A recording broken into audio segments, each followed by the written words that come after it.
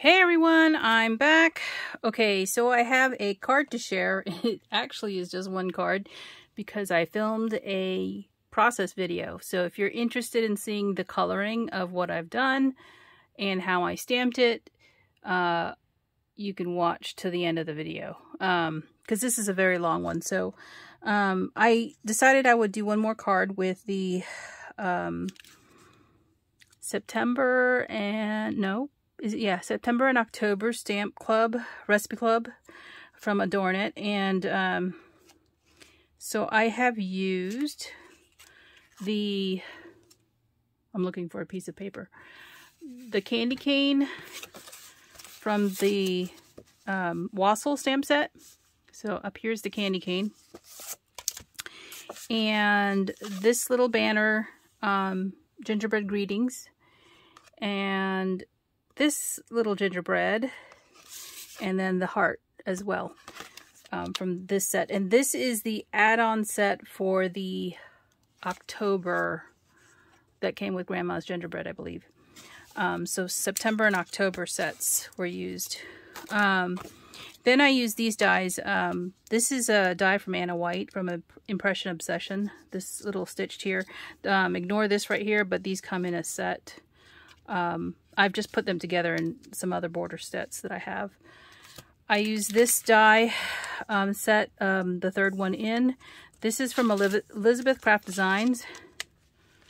I have another die set stored with it, but this one is called Dotted Scallop Squares. So I used the third one from the largest. The sentiment came from this stamp set from My Creative Time, Gingerbread Hugs and Candy Cane Kisses. It's the stamp set is called You Warm My Heart, and I have a stamp and die for this. And then the paper that I used for this one, I believe it's this one right here, from Holiday in the Alps. So those are what I used, plus some Copics here. Okay, I will show when I'm coloring, if I remember, to show you the cap. Each time I switch colors. I know I didn't do it at the beginning of that video, but for the most part I did it. So, and then I had some rickrack that the jumbo rickrack that I had gotten in a package. I think this was in a kit, or maybe it was a freebie somebody had sent to me. And I also used this stamp on the back for my signature. It's called Cross Stitch, and it's from Penny Black. And I think that's it. So here is my finished card. It is a 4x4 card, and so you can see the stamps that I pointed out.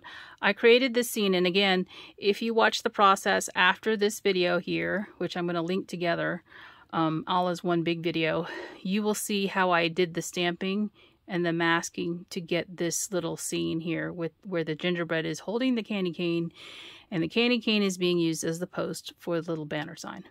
Okay, so just keep watching and you'll see that, and then you'll see me color it afterward. And it is sped up, so it's not real time on the coloring portion. So, and then I have the rickrack here and a button. And to get this little thread here, because I like to thread my buttons, I used my Copic marker that I used on the gingerbread to color this thread here, this jute twine, the same color as the gingerbread, because I needed that, you know, color to balance it out. And you'll also notice that I used my Copic marker, the gray, which I've used in the image. I used it to edge my die cut. There is a impression that the die leaves, a straight edge here, that I followed with my Copic marker, just to give the image something to be framed in by. And then there's my paper, and then on the inside I used some of my scraps. That's that rickrack, and there's the sentiment there with the heart stamped in red. I believe this is an oxide ink color. I just picked any red that I thought would match, and then there's my stamp on the back. So this is actually 4 1/4 is the size of this square card. So this will still fit in a A2 size envelope because it is 4 1/4 square. So it should fit just fine, and you can send it. Well, the button makes it a little bit dimensional, so you might have to put a little extra postage for the weight, or you can just include it in a box that you're sending to, you know, with a gift, and then you're all set. So you wouldn't have to pay extra postage on that because you're already paying for the box weight. But anyway, that's my card share for now. Keep watching if you want to see the process for the stamping and the coloring of this image. And thank you for watching. Talk to you soon. Bye for now. Hey everyone, I'm back. I thought I would go ahead and do a Copic coloring of some of my stamps from the Recipe Club from AdornIt. And I used a couple of different stamps to create a scene because I thought it would be a lot of fun to do that. Something different, right? So I used this candy cane stamp here from this is from the September stamp monthly club. And then this is the add-on. I believe this came with the October monthly stamp club. So I used this one right here and this little guy right here. And I did mask the stamps when I did my stamping. So here is the scene that I created.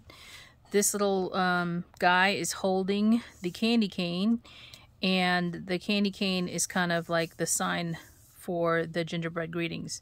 So to do this, the order of the stamps would be basically the one that you want in the forefront is the one you're going to stamp first. So I actually stamped this first, and then I created a mask. And a mask is no more than basically a thinner piece of paper, like a Post-it note. This is actually masking paper.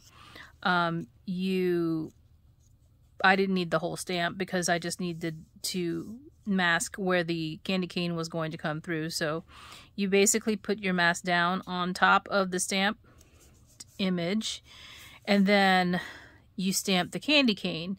I knew that I wanted the gingerbread man kind of behind, like he was holding up the candy cane. So I stamped the candy cane, and then I masked the candy cane with this extra piece of the masking paper that I have, and then I stamped the cookie. So he is actually stamped last.